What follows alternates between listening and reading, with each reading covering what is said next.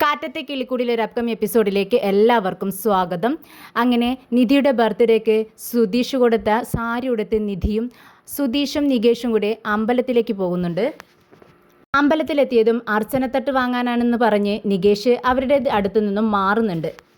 സുധീഷാണെങ്കിൽ നിധിയൊന്ന് തനിച്ച് കിട്ടാനായി കാത്തിരിക്കുകയായിരുന്നു. അങ്ങനെ സുധീഷും നിധിയും കൂടി അമ്പലത്തിനകത്തേക്ക് നടക്കുന്നുണ്ട്. ഹാപ്പി ബർത്ത്ഡേ നിധി എന്ന് പറയുമ്പോൾ നിധി പറയുന്നുണ്ട്, എന്താ സുധീഷ്, ഇത് എത്ര തവണയായി നീ എന്നോട് പറയുന്നു? അപ്പോൾ സുധീഷ് പറയുന്നുണ്ട്, അത് ഇന്ന് മുഴുവനും നിന്റെ ബർത്ത്ഡേ തന്നെയല്ലേ നിധി, അതുകൊണ്ട് തന്നെ ഇന്നത്തെ ദിവസം കഴിയുന്നത് വരെ ഞാനിങ്ങനെ പറഞ്ഞുകൊണ്ടേയിരിക്കും. സംസാരിച്ചുകൊണ്ട് നടക്കുന്നതിനിടയിൽ നിധിയുടെ സാരി ഒരു ആണിയിൽ കുടുങ്ങുന്നു. പെട്ടെന്ന് നിധി അത് എടുക്കാനായി നോക്കുന്ന സമയത്ത് സുധീഷ് പറയുന്നുണ്ട്, നിധി ഞാൻ എടുത്തു തരാം എന്ന് പറഞ്ഞുകൊണ്ട് ആ ആണിയിൽ നിന്നും സാരി അങ്ങ് എടുത്തു മാറ്റുകയാണ്. പുതിയ സാരിയല്ലേ, സാരിയുടെ ഓരം സ്റ്റിച്ച് ചെയ്യാത്തത് കൊണ്ട് അതിൽ നിന്ന് നൂലിങ്ങനെ വന്നുകൊണ്ടിരിക്കുകയാണെന്ന് നിധി പറയുന്നുണ്ട്. ഇത് കേട്ട് സുധീഷ് പറയുന്നുണ്ട്, താങ്ക് യു നിധി. എന്തിനാണ് എന്നോട് താങ്ക്സ് പറയുന്നതെന്ന് നിധി ചോദിക്കുമ്പോൾ സുധീഷ് പറയുന്നുണ്ട്, ഞാൻ മേടിച്ചു തന്ന സാരി ഇന്നും തന്നെ ഉടുക്കുമെന്ന് ഞാൻ ഒട്ടും പ്രതീക്ഷിച്ചില്ല. എൻ്റെ ബർത്ത്ഡേക്ക് ആഗ്രഹിച്ച് വാങ്ങിച്ചു തന്ന ഒരു സാധനമല്ലേ, അപ്പോൾ അത് ബർത്ത്ഡേയുടെ അന്ന് തന്നെ ഉടുക്കുന്നതല്ലേ നല്ലത്, അതുകൊണ്ടാണ് ഞാൻ ഇന്ന് തന്നെ ഇത് ധരിച്ചത്. ഞാൻ മേടിച്ചു തന്ന ഒരു സാരി നിധി ഉടുക്കുമെന്ന് ഞാൻ ഒരിക്കലും പ്രതീക്ഷിച്ചില്ല. അങ്ങനെ ഉടുക്കില്ല എന്ന് എൻ്റെ മനസ്സിൽ ആരോ ഇരുന്ന് പറയുന്നത് പോലെ എനിക്ക് തോന്നുമായിരുന്നു. അതെന്താ നിങ്ങൾക്ക് അങ്ങനെ തോന്നാനെന്ന് നിധി ചോദിക്കുന്നുണ്ട്. ഉടനെ സുധീഷ് പറയുന്നുണ്ട്, അല്ല അന്ന് നിധി എൻ്റെ വീട്ടിൽ വന്ന സമയത്ത് ഞാനൊരു ഡ്രസ്സ് നിധിക്ക് വാങ്ങിച്ചു തന്നില്ലേ, അന്ന് നിധി അത് വേണ്ട എന്ന് പറഞ്ഞ് എനിക്ക് തന്നെ തിരിച്ചു തന്നു. അതുപോലെ ഈ സാരിയും തിരിച്ചു തരുമെന്നാണ് ഞാൻ പ്രതീക്ഷിച്ചത്. നിധി സ്വീകരിക്കുമെന്ന് ഞാൻ ഒട്ടും കരുതിയില്ല. അന്ന് നിങ്ങൾ ആ ഡ്രസ്സ് എനിക്ക് വാങ്ങിച്ചു തന്നപ്പോൾ നമ്മൾ തമ്മിലുള്ള ബന്ധം എന്താണെന്ന് എനിക്ക് അറിയില്ലായിരുന്നു. നമ്മൾ തമ്മിൽ ഒരു ബന്ധവുമില്ലല്ലോ, പിന്നെ എന്തിനാണ് നിങ്ങൾ എനിക്ക് അങ്ങനെ വാങ്ങിച്ചു തരുന്നതെന്ന് ഞാൻ അന്ന് ചിന്തിച്ചിരുന്നു. ഇപ്പം നമ്മൾ ഡൈവോഴ്സ് ആവാൻ പോവല്ലേ, ഇപ്പം നമ്മൾ ഫ്രണ്ട്സ് അല്ലേ, അപ്പോൾ ഒരു ഫ്രണ്ട് വാങ്ങിച്ചു തന്ന ഒരു ഗിഫ്റ്റ് ഞാൻ സ്വീകരിക്കാതിരിക്കുന്നത് മോശമല്ലേ? പെട്ടെന്ന് നിധി ചിരിച്ചുകൊണ്ട് ഇങ്ങനെ പറഞ്ഞപ്പോൾ സുധീഷിന് അത് അംഗീകരിക്കാനായിട്ട് കഴിയുന്നില്ല. ഒരു വളിഞ്ഞ ചിരിയോടുകൂടി ഓ അങ്ങനെയാണോ എന്ന് പറഞ്ഞുകൊണ്ട് മുന്നോട്ട് നടക്കുകയാണ് രണ്ടുപേരും. അപ്പോൾ സുധീഷ് ഇങ്ങനെ മനസ്സിൽ ചിന്തിക്കുന്നുണ്ട്, ദൈവമേ, എൻ്റെ മനസ്സിൻ്റെ സന്തോഷത്തിന് വേണ്ടി ഇവൾ എന്തെങ്കിലും ഒന്ന് സംസാരിച്ചിരുന്നെങ്കിൽ. അങ്ങനെ രണ്ടുപേരും പ്രാർത്ഥിച്ചു കൊണ്ടിരിക്കുന്ന സമയത്ത് നികേഷ് അങ്ങോട്ടേക്ക് വരുന്നുണ്ട്. പെട്ടെന്നാണ് സുധീഷ് അത് കാണുന്നത്. ഒരാൾ ശയനപ്രദക്ഷിണം നടത്തുന്നു. അദ്ദേഹത്തിൻ്റെ ഭാര്യ പിറകെ നടന്നുകൊണ്ട് അയാളെ ഉരുട്ടിക്കൊണ്ടിരിക്കുകയാണ്. അപ്പോൾ പെട്ടെന്ന് സുധീഷ് ചിന്തിക്കുകയാണ്, അല്ല താനും ഇതുപോലെ ശയനപ്രദക്ഷിണം നടത്തിയാൽ നിധിയും തന്നോടൊപ്പം ഇങ്ങനെ നടന്ന് ഇതുപോലെ ചെയ്യുമല്ലോ എന്നിങ്ങനെ ചിന്തിക്കുകയാണ്. പെട്ടെന്ന് തന്നെ നിധിയോട് പറയുന്നുണ്ട്, നിധി ഞാനിതാ വരുന്നു എന്ന് പറഞ്ഞുകൊണ്ട് അവിടെ നിന്നും മാറുന്നു. നിധിയും നികേഷും അവിടെ ഒരു സ്റ്റെപ്പിലിരിക്കുകയാണ്. നിധി നികേഷിനോട് പറയുന്നുണ്ട്, നികേഷ് ഞാൻ ഈ അമ്പലത്തിൽ വരുന്നത് തന്നെ കുറച്ചു നേരം ഇങ്ങനെ ഇരിക്കാൻ വേണ്ടിയാണ്. എൻ്റെ മനസ്സിൽ നല്ല സന്തോഷം സമാധാനമൊക്കെ കിട്ടുമെന്ന് പറയുന്നുണ്ട്. അപ്പോൾ നികേഷും പറയുന്നുണ്ട്, എനിക്കും അങ്ങനെ തന്നെയാണ് ഏട്ടത്തി, പക്ഷേ ആദ്യത്തെ പോലെ എനിക്കിപ്പോൾ അമ്പലത്തിൽ വരാൻ കഴിയുന്നില്ല, അതുകൊണ്ട് വളരെ വിഷമം തോന്നുന്നുണ്ട് എന്ന് പറയുന്നുണ്ട്. ഇതേ സമയം സുധീഷ് നിധി കാണുന്നുണ്ടോ എന്ന് നോക്കിക്കൊണ്ട് ശയനപ്രദക്ഷിണം നടത്തി വരികയാണ്. സുധീഷിൻ്റെ ശരണം വിളി കേട്ട് നികേഷ് നോക്കുന്നുണ്ട്. ഏട്ടത്തി അങ്ങോട്ട് നോക്ക് സുധീഷ് ഏട്ടൻ എന്ന് പറയുമ്പോൾ നിധി പെട്ടെന്ന് എഴുന്നേറ്റ് സുധീഷിൻ്റെ അടുത്തേക്ക് ചെല്ലുന്നുണ്ട്. എന്താ സുധീഷ് നീ കാണിക്കുന്നതെന്ന് നിധി ചോദിക്കുകയാണ്. ഞാനൊരു വഴിപാട് നേർന്നിട്ടുണ്ടായിരുന്നു എന്ന് സുധീഷ് പറയുന്നുണ്ട്. ഇത് കേട്ട് നികേഷ് ചോദിക്കുന്നുണ്ട്, അല്ല സുധീഷ് ഏട്ടാ ഇതിനെക്കുറിച്ച് മുൻപൊന്നും ഞങ്ങളോട് സൂചിപ്പിച്ചിട്ടില്ലല്ലോ, പിന്നീട് എന്താ ഇത്ര പെട്ടെന്ന് ഇങ്ങനെയെന്ന് ചോദിക്കുമ്പോൾ സുധീഷ് പറയുന്നുണ്ട്, അത് മുൻകൂട്ടി തീരുമാനിക്കുന്നതൊന്നും അല്ലല്ലോ ഇത്തരം കാര്യങ്ങൾ. സംസാരിച്ച് നിൽക്കാതെ എന്നെ ഒന്ന് ഉരുട്ടാമോ എന്ന് ചോദിക്കുകയാണ്. ശരിയെന്ന് പറഞ്ഞുകൊണ്ട് നികേഷ് സുധീഷിനെ എങ്ങനെ ഉരുട്ടുന്നുണ്ട്. എന്നാൽ ഇതൊന്നും ശ്രദ്ധിക്കാതെ നമ്മുടെ നിധി ഫോണിലേക്ക് നോക്കിക്കൊണ്ടിരിക്കുക. അപ്പോൾ നമ്മുടെ സുധീഷ് ചോദിക്കുന്നുണ്ട്, എന്താ നിധി നീ ഫോണിൽ നോക്കിക്കൊണ്ടിരിക്കുന്നത്, നീ എന്നെ ഒന്ന് ഹെൽപ്പ് ചെയ്യില്ലേ എന്ന് ചോദിക്കുകയാണ്. അല്ല എനിക്കൊരു ഫോൺ വരുന്നുണ്ട് ഓഫീസിൽ നിന്നാണ് സുധീഷ്, ഞാനൊന്ന് അറ്റൻഡ് ചെയ്യട്ടെ, ഇപ്പോൾ വരാമെന്ന് പറഞ്ഞുകൊണ്ട് നിധി പെട്ടെന്ന് അവിടെ നിന്നും മാറി നിന്ന് സംസാരിക്കുന്നുണ്ട്. ഏട്ടത്തിയെ ഇംപ്രസ് ചെയ്യാൻ വേണ്ടിയിട്ടാണ് സുധീഷ് ഏട്ടൻ ഇതെല്ലാം ചെയ്യുന്നതെന്ന് നികേഷിന് മനസ്സിലായി. സുധീഷ് പെട്ടെന്ന് എഴുന്നേറ്റ് നികേഷിൻ്റെ തോളിൽ പിടിച്ചുകൊണ്ട് നിൽക്കുകയാണ്. എടാ എനിക്ക് വയ്യടാ എന്ന് പറയുമ്പോൾ നികേഷ് പറയുന്നുണ്ട്, എന്തിനാ ഇതെല്ലാം ചെയ്യുന്നത്, ഇത് കുറച്ച് ഓവറാക്കട്ടോ എന്ന് പറയുകയാണ്. പിന്നെ ഞാൻ എന്ത് ചെയ്യണമെന്നാടാ അമ്പലത്തിൽ വന്നിട്ട് പറയുന്നത് എന്ന് പറയുമ്പോഴേക്കും നിധി പെട്ടെന്ന് അവിടേക്ക് വരികയാണ്. അത് കണ്ട് സുധീഷ് താഴെ കിടക്കുന്നുണ്ട്. എടാ ഉരുട്ടടാ ഉരുട്ടടാ എന്ന് പറയുകയാണ് നികേഷിനോട്. അങ്ങനെ ശരണം വിളിച്ചുകൊണ്ട് സുധീഷ് ഉരുണ്ടുകൊണ്ടിരിക്കുകയാണ്. നിധി അങ്ങോട്ടേക്ക് വരുന്നുണ്ട്. സുധീഷ്, ഞാൻ ഓഫീസിലേക്ക് പോകുന്നു, പെട്ടെന്ന് അങ്ങോട്ട് ചെല്ലാൻ വേണ്ടി പറഞ്ഞു. സോറി, എനിക്കിവിടെ നിൽക്കാൻ പറ്റാത്തതിൽ വിഷമമുണ്ട്. നികേഷേ, നീയൊന്ന് ശ്രദ്ധിച്ചോളണേ. ഇനി ഇങ്ങനെയുള്ള വഴിപാടൊന്നും നേരരുത് കേട്ടോ. എന്തായാലും ഇത് തുടങ്ങി വെച്ചല്ലോ, ഇത് കഴിഞ്ഞ് നിങ്ങൾ വീട്ടിലേക്ക് പോ, ഞാൻ പോട്ടെ എന്ന് പറഞ്ഞുകൊണ്ട് പെട്ടെന്ന് നിധി അവിടെ നിന്നും പോകുന്നുണ്ട്. നിധി പോയി എന്ന് ഉറപ്പുവരുത്തിയതിനു ശേഷം സുധീഷ് പെട്ടെന്ന് അവിടെ നിന്ന് എഴുന്നേൽക്കുകയാണ്. എന്തിനാ സുധീഷ് ഏട്ടാ ഇത്തരത്തിലുള്ള ഓവർ പെർഫോമൻസ് ഒക്കെ വേണ്ടായിരുന്നു എന്ന് നികേഷ് പറയുകയാണ്. ഇല്ലടാ, ഒന്നും വെറുതെ ആയിട്ടില്ല. ഞാനിനി എങ്ങനെയാണ് സ്കോർ ചെയ്യാൻ പോകുന്നത് നീ കണ്ടോ. സുധീഷ് ഏട്ടൻ്റെ ഓവർ പെർഫോമൻസ് കാരണം ഒന്നും വർക്കൗട്ടാവാൻ പോകുന്നില്ല എന്ന് പറയുകയാണ് നികേഷ്. എടാ, എന്നെ ഒന്ന് പിടിക്ക്, എൻ്റെ ഇടുപ്പ് വേദനിച്ചിട്ട് വയ്യ എന്ന് പറഞ്ഞുകൊണ്ട് സുധീഷ് നികേഷിൻ്റെ തോളിലൂടെ കൈയിട്ടുകൊണ്ട് നടന്നു പോവുകയാണ്. നിധി ഓഫീസിലെത്തിയതും നിധിക്കൊരു കോള് വരുന്നുണ്ട്. നിധിയുടെയും സുധീഷിൻ്റെയും വിവാഹം നടത്തിക്കൊടുത്ത ആ പോലീസുകാരൻ്റെ ഭാര്യയാണ് വിളിക്കുന്നത്. കോൾ അറ്റൻഡ് ചെയ്ത് ആരാണെന്ന് ചോദിക്കുമ്പോൾ ഞാൻ സുമതിയാണെന്ന് പറയുന്നു. ഏത് സുമതി എന്ന് നിധി ചോദിക്കുന്നുണ്ട്. സുമതിയെ നീ അറിയില്ലായിരിക്കും, പക്ഷേ എൻ്റെ ഭർത്താവിനെ നീ നന്നായി അറിയുമല്ലോ. എന്തിനാടി നീ അദ്ദേഹത്തെ അങ്ങോട്ടേക്ക് വരാൻ പറഞ്ഞിട്ടുള്ളത്? നീ ആരാണ്? നീയും അദ്ദേഹവുമായിട്ടുള്ള ബന്ധം എന്താണ് എന്നൊക്കെ ചോദിച്ചുകൊണ്ട് നിധിയോട് വഴക്കുണ്ടാക്കുകയാണ്. എന്നാൽ നിധിക്ക് ഒന്നും മനസ്സിലാവുന്നില്ല. നിധി പറയുന്നുണ്ട്, ഞാൻ നിങ്ങളെ അറിയില്ല, നിങ്ങളുടെ ഭർത്താവിനെ ഞാൻ വിളിച്ചിട്ടുമില്ല, എന്താ നിങ്ങളിങ്ങനെയൊക്കെ പറയുന്നത്, നിങ്ങളൊരു ലൂസാണോ എന്നൊക്കെ ചോദിച്ച് നിധിയും അങ്ങോട്ടേക്ക് പറയുന്നുണ്ട്. അങ്ങനെ രണ്ടുപേരും വലിയ തർക്കം ഉണ്ടാവുകയാണ്. നിധി പറയുന്നതൊന്നും ആ സ്ത്രീ കേൾക്കുന്നതേയില്ല. നിധി പെട്ടെന്ന് കോള് കട്ട് ചെയ്യുന്നുണ്ട്. ഇത് കണ്ട് ദിവ്യ ചോദിക്കുന്നുണ്ട്, എന്തു പറ്റി നിധി, ആരാണിങ്ങനെ സംസാരിക്കുന്നതെന്ന് ചോദിക്കുമ്പോൾ നിധി പറയുന്നുണ്ട്, എനിക്കറിയില്ല ദിവ്യേ, എത്ര പറഞ്ഞിട്ടും അവർ മനസ്സിലാക്കൊന്നുമില്ല, ആരാണെന്ന് എനിക്കറിയില്ല എന്ന് നിധി പറയുന്നുണ്ട്. നിധി പെട്ടെന്ന് ആ പോലീസുകാരൻ്റെ നമ്പറിലേക്ക് വിളിക്കുകയാണ്. സർ, എനിക്ക് നിങ്ങളെ ഒന്ന് കാണണം, എപ്പോഴാണ് വരേണ്ടതെന്ന് ചോദിക്കുന്നുണ്ട്. അപ്പോൾ അദ്ദേഹം പറയുന്നുണ്ട്, ഞാൻ 6 മണി വരെ മാത്രമേ സ്റ്റേഷനിലുണ്ടാവൂ, അതിനുള്ളിൽ വരണമെന്ന് പറയുന്നുണ്ട്. എനിക്ക് സ്ഥലം അറിയില്ല, ഒന്ന് പറഞ്ഞു തരാമോ എന്ന് ചോദിക്കുമ്പോൾ പോലീസുകാരൻ പറയുന്നുണ്ട്, നിങ്ങളുടെ വിവാഹം നടത്തി തന്ന സ്റ്റേഷനല്ലേ, അത് നിനക്ക് അറിയില്ലേ എന്ന് ചോദിക്കുമ്പോൾ ഞാൻ മറന്നുപോയി സാർ, എനിക്ക് അത്രയ്ക്ക് അറിയില്ല, ഞാൻ ബസ്സിലാണ് വരുന്നതെന്ന് പറയുകയാണ്. അങ്ങനെ പോലീസുകാരൻ നിധിക്ക് സ്ഥലമെല്ലാം പറഞ്ഞു കൊടുക്കുന്നുണ്ട്. ശരി, ഞാൻ ഇന്ന് തന്നെ വരാമെന്ന് നിധി പറയുവാണ്. നിധി സിദ്ധാർത്ഥിൻ്റെ അടുത്തേക്ക് ചെല്ലുന്നുണ്ട്. സർ, എനിക്ക് പുറത്തേക്ക് പോകേണ്ട ആവശ്യമുണ്ട്, 2 മണിക്കൂർ സമയത്തേക്ക് പെർമിഷൻ തരാമോ എന്ന് ചോദിക്കുകയാണ്. ഇത് കേട്ട് സിദ്ധാർത്ഥ് ചിരിക്കുന്നുണ്ട്. ഇതിനൊക്കെ ഇങ്ങനെ പെർമിഷൻ ചോദിക്കേണ്ട ആവശ്യമൊന്നുമില്ല, വേണമെങ്കിൽ ഹാഫ് ഡേ ലീവ് എടുത്തോളൂ, അതിനൊന്നും ഇവിടെ ഒരു പ്രശ്നവുമില്ല, ചോദിക്കേണ്ട ആവശ്യവുമില്ല.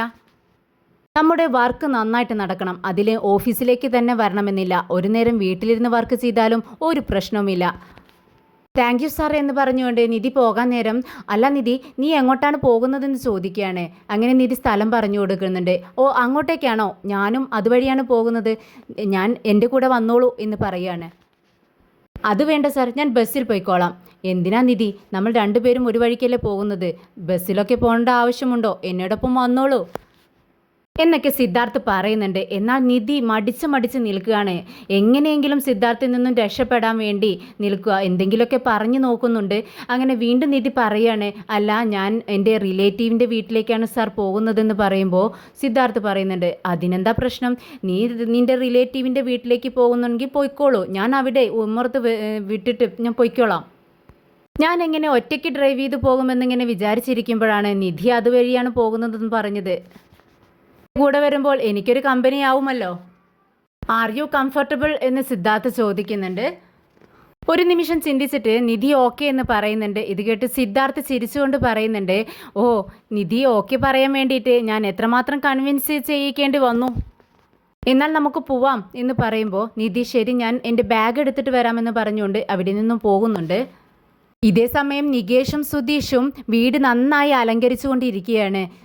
ബലൂണുകളെല്ലാം വീർപ്പിച്ച് എല്ലായിടത്തും തൂക്കിയിട്ടിരിക്കുന്നു. വീട്ടിലെല്ലാം ബലൂണുകൾ വീർപ്പിച്ച് നിറച്ച് വെച്ചിരിക്കുകയാണ്. നികേഷ് ഇങ്ങനെ ഊതി വീർപ്പിക്കുമ്പോൾ അതിൽ ഓരോന്നിങ്ങനെ പൊട്ടുന്നുണ്ട്. ഇത് കണ്ട് സുധീഷ് പറയുന്നുണ്ട്, എടാ, നീ വീർപ്പിക്കുന്നതിനേക്കാൾ കൂടുതൽ പൊട്ടുന്നുണ്ടല്ലോ. സുധീഷ് ഏട്ടാ, മതി, എനിക്കിനി വയ്യ എന്ന് നികേഷ് പറയാണ്. അപ്പോൾ സുധീഷ് പറയുന്നുണ്ട്, ഏയ്, അതൊന്നും പറ്റത്തില്ല, ഈ വീട് നിറയെ ബലൂണുകളും അലങ്കാര വസ്തുക്കളും കൊണ്ട് നമുക്ക് നിറയ്ക്കണം. നിധി, രാവിലെ ഇവിടെ നിന്നും പോകുന്നതിനേക്കാൾ ഓപ്പോസിറ്റായിരിക്കണം നമ്മുടെ വീട്. അത് കണ്ട് നമ്മുടെ നിധി ഞെട്ടണം നികേഷ് എന്ന് പറയുകയാണ് സുധീഷ്. കേക്ക് മേടിക്കേണ്ട സുധീഷ് ഏട്ടാ എന്ന് നികേഷ് ചോദിക്കുമ്പോൾ അതൊക്കെ ഞാൻ ഓർഡർ ചെയ്തിട്ടുണ്ട്. അതുമാത്രമല്ല ഒരുപാട് സർപ്രൈസുകൾ ഞാൻ നിധിക്ക് വേണ്ടി എടുത്തു വെച്ചിട്ടുണ്ട്. നിധി എന്നെ ഒരുപാട് സ്നേഹിക്കുന്നുണ്ട്.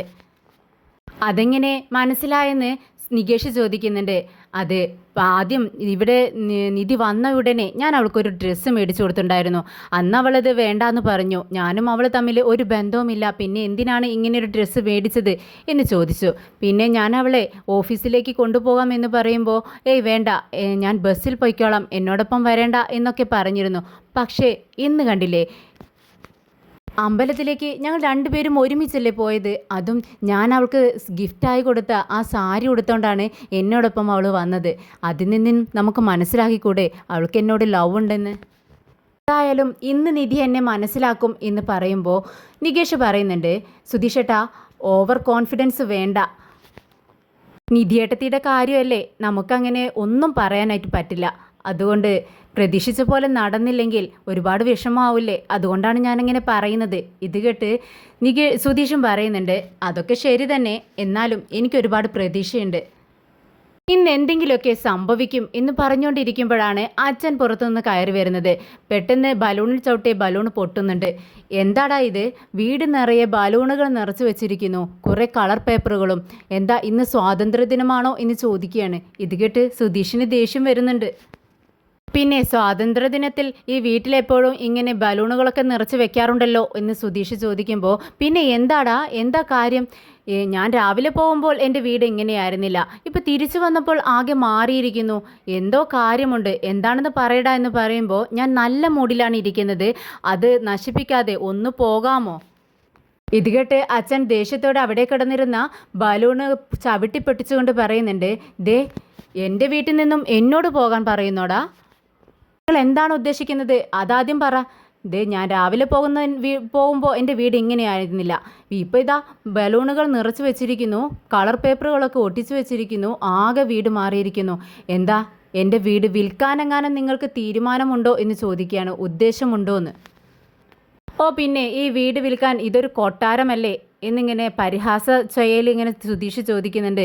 പ്ലീസ് നിങ്ങളൊന്ന് ഇവിടുന്ന് പോവോ, പുറത്ത് വല്ല ഹോട്ടലിലും പോയി ഇരുന്ന് പൊറാട്ടയും ബീഫോ അല്ലെങ്കിൽ വല്ല ചോറും കറിയോ എന്തെങ്കിലുമൊക്കെ കഴിച്ചുകൊണ്ടിരിക്കാമോ, വൈകിട്ട് വന്നാൽ മതി എന്ന് പറഞ്ഞുകൊണ്ട് അച്ഛനെ പുറത്തേക്ക് ആക്കുകയാണ്. ഇതേസമയം സിദ്ധാർത്ഥും നിധിയും സിദ്ധാർത്ഥിൻ്റെ കാറിൽ പോയിക്കൊണ്ടിരിക്കുകയാണ്. സിദ്ധാർത്ഥ് ഒരു റൊമാൻറ്റിക് സോങ് ഒക്കെ പ്ലേ ചെയ്യുന്നുണ്ട്. വളരെ ആസ്വദിച്ചുകൊണ്ട് നമ്മുടെ സിദ്ധാർത്ഥ് നിധിയോട് ചോദിക്കുന്നുണ്ട്, നിധി ഈ പാട്ട് വളരെ മനോഹരമാണല്ലേ, നിനക്ക് ഇഷ്ടമാണോ എന്ന് ചോദിക്കുകയാണ്. അതെന്തിനാ എന്നോട് ഇഷ്ടമാണോ എന്ന് ചോദിക്കുന്നതെന്ന് നിധി ചോദിക്കുന്നുണ്ട്. അത് അല്ല, ഇതൊരു നല്ല പാട്ടല്ലേ, അതുകൊണ്ട് ഇഷ്ടമാണോന്ന് ചോദിച്ചതാ. പിന്നെ എനിക്കിഷ്ടം തന്നെയാണ് പാട്ടുകളെല്ലാം, അങ്ങനെ പ്രത്യേകിച്ച് ഒരു പാട്ടിനോട് വലിയ താല്പര്യമൊന്നുമില്ല എന്നിങ്ങനെ ഒരു ഒഴുക്കം മട്ടിൽ നിധി മറുപടി പറയുന്നുണ്ട്. നമുക്കിവിടെ എവിടെയെങ്കിലും വണ്ടി നിർത്തി ഒരു കോഫി കുടിച്ചാലോ എന്ന് ചോദിക്കുമ്പോൾ ഏയ് വേണ്ട, എനിക്കിപ്പോൾ കോഫി വേണ്ട എന്ന് നിധി പറയുകയാണ്. ഓക്കെ എന്ന് സിദ്ധാർത്ഥും പറയുന്നുണ്ട്. നിധി ഇവിടെ വന്നിട്ട് എത്ര മാസമായെന്ന് ചോദിക്കുകയാണ്. 4 മാസം ആവുന്നു എന്ന് നിധി പറയുന്നുണ്ട്. ഇനി എന്നാണ് നാട്ടിലേക്ക് തിരിച്ചു പോകുന്നതെന്ന് ചോദിക്കുമ്പോൾ നിധി പറയുന്നുണ്ട്, ഞാൻ നന്നായി പഠിക്കുമായിരുന്നു, ഹയർ സ്റ്റഡീസിന് വിദേശത്ത് പോകണമെന്ന് എനിക്ക് ആഗ്രഹമുണ്ടായിരുന്നു, പക്ഷേ അച്ഛനും അമ്മയ്ക്കൊന്നും അത് ഇഷ്ടമുണ്ടായിരുന്നില്ല, പോവണ്ട എന്ന് എന്നോട് പറഞ്ഞു. അതിനുശേഷമാണ് ഞാൻ ഇവിടെ ജോലി നോക്കി ഇങ്ങോട്ടേക്ക് വന്നത്. അതുകൊണ്ട് തന്നെ ഇനി പെട്ടെന്നൊന്നും ഞാൻ നാട്ടിലേക്ക് പോകുന്നില്ല എന്ന് നിധി പറയുകയാണ്. ഉടനെ സിദ്ധാർത്ഥ് ചോദിക്കുന്നുണ്ട്, അതുകൊണ്ടായിരിക്കും നിധി റിലേറ്റീവിൻ്റെ വീട്ടിൽ നിൽക്കുന്നതല്ലേ എന്ന് ചോദിക്കുമ്പോൾ അതേന്ന് നിധിയും പറയുന്നുണ്ട്. ഇവിടെ ഇനി ഏത് റിലേറ്റീവിൻ്റെ വീട്ടിലേക്കാണ് പോകുന്നതെന്ന് ചോദിക്കുമ്പോൾ പെട്ടെന്ന് ഓർക്കാതെ നിധി വീട്ടിലേക്കല്ല പോലീസ് സ്റ്റേഷനിലേക്കാണ് എന്ന് പറയുകയാണ്. ഇത് കേട്ട് സിദ്ധാർത്ഥ് ഒന്ന് ഞെട്ടുന്നുണ്ട്. എന്ത് പോലീസ് സ്റ്റേഷനിലേക്കോ? അത് കേട്ട് പെട്ടെന്ന് നിധി തിരുത്തുവാണ്. അല്ല, അവർ പോലീസാണ്, അവിടെയാണ് ജോലി ചെയ്യുന്നതെന്ന് പറയുമായിരുന്നു. ഇത് കേട്ട് സിദ്ധാർത്ഥിന് ഡൗട്ടൊന്നും തോന്നുന്നില്ല. നിധിക്കാണെങ്കിൽ ഒരു കുരുക്കിൽ നിന്നും രക്ഷപ്പെട്ടതുപോലെ സമാധാനമാവുന്നുണ്ട്. നിധി ഒന്നും സംസാരിക്കാതിരിക്കുന്നത് കണ്ട് സിദ്ധാർത്ഥ് ചോദിക്കുന്നുണ്ട്, അല്ല നിധി നിനക്കൊന്നും പറയാനില്ലേ, ഞാൻ മാത്രം ഇങ്ങനെ സംസാരിച്ചുകൊണ്ടിരിക്കുന്നു. അല്ല കുഴപ്പമില്ല, എനിക്ക് ഒരുപാട് സംസാരിക്കാൻ നല്ല ഇഷ്ടമാണ്, എന്തായാലും ഞാൻ എന്നെക്കുറിച്ച് തന്നെ നിധിയോട് പറയാമെന്ന് പറഞ്ഞുകൊണ്ട് സിദ്ധാർത്ഥ് ഈ കമ്പനി എങ്ങനെ തുടങ്ങിയെന്നും അതിനുള്ള കാരണവും അച്ഛൻ്റെ കയ്യിൽ നിന്നും ക്യാഷ് വാങ്ങാതെ സ്വന്തമായി ക്യാഷ് കൊണ്ടാണ് ഇത് തുടങ്ങിയതും എന്നൊക്കെ പറഞ്ഞ് കൊടുക്കുകയാണ് നിധിക്ക്. പെട്ടെന്ന് നിധിക്കൊരു കോള് വരുന്നുണ്ട്. നിധിയുടെ പഴയൊരു ഫ്രണ്ടാണ്. ഹാപ്പി ബർത്ത്ഡേ നിധി, ഇന്ന് ബർത്ത്ഡേ ആയിട്ട് സർപ്രൈസ് ഗിഫ്റ്റ് വല്ലതും കിട്ടിയോ എന്ന് ചോദിക്കുകയാണ്. ഇത് കേട്ട് നിധി പറയുന്നുണ്ട്, ഏയ് ഇല്ല. ഇന്നെന്താണ് പ്ലാൻ എന്ന് ചോദിക്കുമ്പോൾ നിധി പറയുന്നുണ്ട്, ഒരു കേക്ക് കട്ട് ചെയ്യണം, എന്തായാലും ഞാൻ പിന്നെ വിളിക്കാൻ, ഞാനിപ്പോൾ യാത്രയിലാണ് എന്ന് പറയുന്നു. അങ്ങനെ കോള് കട്ട് ചെയ്യാണ്. എന്നാൽ നീ ഹാപ്പി ബർത്ത്ഡേ എന്നുള്ളത് നമ്മുടെ സിദ്ധാർത്ഥ് കേട്ടിട്ടുണ്ട്. പെട്ടെന്ന് സിദ്ധാർത്ഥ് പറയുന്നുണ്ട്, ഇന്ന് നിധിയുടെ ബർത്ത്ഡേ ആണോ? അതേന്ന് നിധി പറയുമ്പോൾ ഇതെന്താ മുന്നേ പറയാതിരുന്നത്, നമുക്ക് ആഘോഷിക്കാമായിരുന്നല്ലോ എന്ന് പറയാണ്. ഇത് കേട്ട് നിധി പറയുന്നുണ്ട്, എന്താ സർ, സ്കൂൾ കുട്ടികളെ പോലെ ചോക്ലേറ്റും കൊണ്ടുവന്ന് ഞാൻ എൻ്റെ ബർത്ത്ഡേ ആണെന്ന് പറയണമായിരുന്നോ എന്ന് ചോദിക്കുമ്പോൾ സിദ്ധാർത്ഥ് പറയുന്നുണ്ട്, നിധി നന്നായി കോമഡി പറയുന്നു. ഹാപ്പി ബർത്ത്ഡേ എന്ന് പറഞ്ഞുകൊണ്ട് സിദ്ധാർത്ഥ് കൈ കൊടുക്കുകയാണ്. താങ്ക് യു സാർ എന്ന് പറഞ്ഞുകൊണ്ട് നിധിയും കൈ കൊടുക്കുന്നുണ്ട്. പിന്നീട് സിദ്ധാർത്ഥ് നിർത്താതെ സംസാരിച്ചു കൊണ്ടേയിരിക്കുകയാണ്. കുറച്ച് ദൂരം പോയതും കാറ് നിർത്തിക്കൊണ്ട് സിദ്ധാർത്ഥ് പറയുന്നുണ്ട്, ഒരു 5 മിനിറ്റ് നിധി, ഞാൻ ഇതാ വരുന്നു എന്ന് പറഞ്ഞുകൊണ്ട് ഒരു ഷോപ്പിലേക്ക് കയറി പോവുകയാണ്. നിധി കുറേ നേരം നോക്കുന്നുണ്ട്, എന്താണ് സാറിനെ കാണാത്തത്, സ്റ്റേഷനിലേക്ക് പെട്ടെന്ന് എത്തണമല്ലോ എന്നുള്ളൊരു ടെൻഷൻ നിധിയുടെ മനസ്സിലുണ്ട്. സിദ്ധാർത്ഥ് അങ്ങനെ ഒരു കുഞ്ഞു കേക്ക് കൊണ്ടുവന്ന് നിധിക്ക് നേരെ നീട്ടിക്കൊണ്ട് ഹാപ്പി ബർത്ത്ഡേ നിധി എന്ന് പറയുകയാണ്. അപ്പോൾ നിധി പറയുന്നുണ്ട്, എന്തിനാ സാർ ഇതൊക്കെ? അല്ല നിധി, ഇത് മുന്നേ പറയുമായിരുന്നെങ്കിൽ ഓഫീസിൽ വെച്ച് നമുക്ക് സെലിബ്രേറ്റ് ചെയ്യാമായിരുന്നു. പക്ഷേ നിധി പറഞ്ഞില്ലല്ലോ, അതുകൊണ്ട് എൻ്റെ ഒരു കുഞ്ഞു ഗിഫ്റ്റ് എന്ന് പറഞ്ഞുകൊണ്ടാണ് സിദ്ധാർത്ഥ് അത് കൊടുക്കുന്നത്. താങ്ക് യു സാർ എന്ന് പറഞ്ഞുകൊണ്ട് നിധി അത് സ്വീകരിക്കുന്നുമുണ്ട്. ഇതേ സമയം വർക്ക് നടക്കുന്ന സ്ഥലത്ത് ചാന്ദിനി കൊണ്ടുവന്ന ഭക്ഷണം ബായിയും സുഭാഷും കഴിച്ചുകൊണ്ടിരിക്കുകയാണ്. സാധാരണ ചാന്ദിനി നന്നായി സംസാരിച്ചുകൊണ്ടിരിക്കുന്നതാണ്. എന്നാൽ ഇന്നൊന്നും മിണ്ടാതെ മുഖത്ത് എന്തോ വിഷമമുള്ളതുപോലെ തോന്നുകയാണ് നമ്മുടെ സുഭാഷിനെ. നീ ഭക്ഷണം കഴിക്കുന്നില്ലേ എന്ന് സുഭാഷ് ചോദിക്കുന്നുണ്ട്. എനിക്ക് വേണ്ട എന്ന് പറയുകയാണ്. അങ്ങനെ ചാന്ദിനിയും ബായിയും എന്തൊക്കെയോ ഹിന്ദിയിൽ സംസാരിക്കുന്നുണ്ട്. ചാന്ദിനിയാണെങ്കിൽ മറുപടി പറയുന്നതെല്ലാം വളരെ വിഷമത്തോടു കൂടിയാണ്. അപ്പോൾ സുഭാഷ് ചോദിക്കുന്നുണ്ട്, എന്താ പ്രശ്നം, എന്നോട് പറയാൻ പറ്റുന്നതാണോ എന്ന് ചോദിക്കുമ്പോൾ ബായി പറയുന്നുണ്ട്, അത് വീട്ടിൽ അച്ഛനും അമ്മയൊക്കെ ഇവളോട് നാട്ടിലേക്ക് ചെല്ലാൻ വേണ്ടി പറയുകയാണ്. അവിടേക്ക് ചെല്ലാൻ പറയുന്നത് വെറുതെ അല്ല, ഇവളുടെ മുറച്ചെറുക്കനുണ്ട്, അവനുമായിട്ട് ഇവളുടെ വിവാഹം ഉറപ്പിച്ച് വെച്ചിരിക്കുകയാണെങ്കിൽ ഇവൾക്കാണെങ്കിൽ അവന് ഒട്ടും ഇഷ്ടമല്ല. അവൻ്റെ സ്വഭാവം ഒട്ടും നല്ലതല്ല, ഒരു വൃത്തികെട്ടവനാ. പക്ഷേ കയ്യിൽ നല്ല കാശുണ്ട്. അത് കണ്ടിട്ടാണ് അച്ഛനും അമ്മയും അവനക്ക് വിവാഹം കഴിപ്പിച്ചു കൊടുക്കാൻ വേണ്ടി തീരുമാനിച്ചത്. ഇത് കേട്ട് ചാന്ദിനി കരയുന്നുണ്ട്. എന്നിട്ട് പറയുന്നുണ്ട്, ഇല്ല, ഞാൻ അങ്ങോട്ടേക്ക് പോവില്ല, എനിക്ക് അവനെ ഇഷ്ടമല്ല, എന്നെ രക്ഷിക്കണം, ചേട്ടൻ എന്നെ ഇവിടെ നിന്നും വിടരുത് എന്നൊക്കെ പറഞ്ഞുകൊണ്ട് കരയാണ്. അപ്പോൾ ബായി സുഭാഷിനോട് പറയുന്നുണ്ട്, ഞാൻ എന്ത് ചെയ്യാനാണ്, അവർ ഇവളെ അങ്ങോട്ടേക്ക് അയക്കാൻ പറയുന്നുണ്ട്, എനിക്ക് എതിർത്ത് നിൽക്കുന്നതിനും ഒരു പരിധിയില്ലേ, ഇവളെ അങ്ങോട്ട് അയച്ചില്ലെങ്കിൽ അവരിങ്ങോട്ട് വരുമെന്നാണ് പറയുന്നത്, ഇവിടെ വന്നാൽ എന്താണ് സംഭവിക്കുക എന്ന് പോലും എനിക്കറിയില്ല, എന്താ ചെയ്യേണ്ടതെന്ന് എനിക്കറിയില്ല എന്ന് പറയുമ്പോൾ സുഭാഷ് പറയുന്നുണ്ട്, ചാന്ദിനിക്ക് ഇഷ്ടമില്ലാത്ത വിവാഹം നടത്തരുത്, നിങ്ങളുടെ നാട് എവിടെയാണെന്ന് പോലും എനിക്കറിയില്ല, എന്നാലും ഒരു പെൺകുട്ടിക്ക് ഇഷ്ടമില്ലാത്ത വിവാഹം നടത്താൻ പാടില്ല. ആ കുട്ടി കരയുന്നത് കണ്ടില്ലേ എന്ന് പറയാണ്. ചാന്ദിനിയാണെങ്കിൽ കരഞ്ഞുകൊണ്ടേയിരിക്കുകയാണ്. ഇത് കണ്ട് സുഭാഷ് വീണ്ടും പറയുന്നുണ്ട്, അവൾക്ക് ഇഷ്ടമില്ലാത്ത വിവാഹം നീ നടത്തി കൊടുക്കരുത്, എന്തായാലും അവൾക്കിവിടെ ഭാഷയും അറിയില്ല, ഇവിടെയുള്ളവരെയും അറിയില്ല, അതുകൊണ്ട് അവളെ സംരക്ഷിക്കേണ്ടത് നീയാണ്. ഒരു പെൺകുട്ടിക്ക് ഇഷ്ടമില്ലാത്ത വിവാഹം നടത്തി വയ്ക്കാൻ അത് അച്ഛനോ അമ്മയോ ആണെങ്കിൽ പോലും ആർക്കും അവകാശമില്ല, അതുകൊണ്ട് അവളിവിടെ നിൽക്കട്ടെ. ശരി എന്ന് ബായിയും പറയുന്നുണ്ട്. പിന്നീട് ചാന്ദിനിയോട് സുഭാഷ് പറയുന്നുണ്ട്, നീ വിഷമിക്കണ്ട, നിന്റെ വിവാഹം നടക്കില്ല, നീ ഇവിടെ തന്നെ ഇരിക്കെ, അവൻ നിന്നോട് പോവാൻ പറയില്ല, എന്തായാലും കണ്ണ് തുടച്ച് ഈ ഭക്ഷണം കഴിക്കുക എന്ന് പറഞ്ഞുകൊണ്ട് കുറച്ച് ചോറെടുത്ത് സുഭാഷ് ചാന്ദിനിക്ക് കൊടുക്കുകയാണ്.